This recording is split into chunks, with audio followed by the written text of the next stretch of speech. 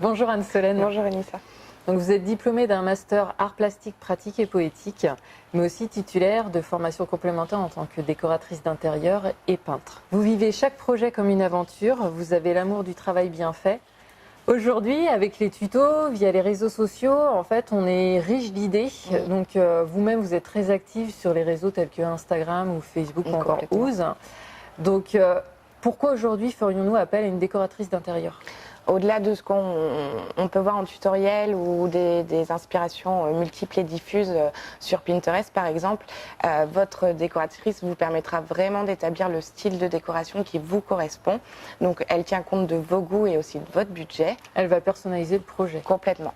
Donc ça, on a pu le voir aussi sur ce que vous avez pu poster sur Ooze, en fait, des avant-après.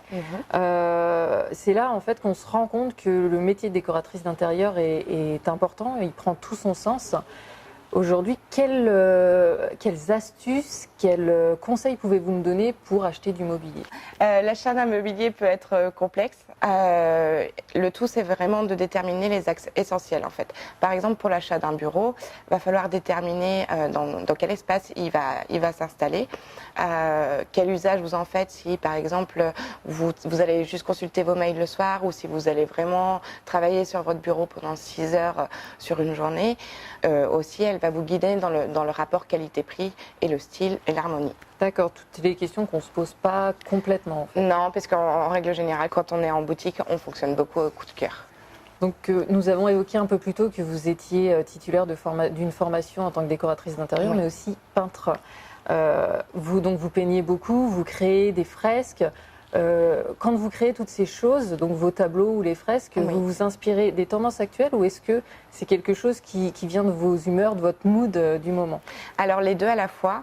Par exemple, quand je vais créer des tableaux, je vais être beaucoup plus de l'ordre de l'inspiration et de la nature. Je vais m'inspirer beaucoup des couchers de soleil, j'adore ça. Je tiens compte aussi, par exemple, quand c'est vraiment une commande particulière d'un décor déjà créé, de l'harmonie colorée. À savoir que moi je travaille beaucoup l'abstraction parce que mon travail s'apparente au color field painting et à l'expressionnisme abstrait.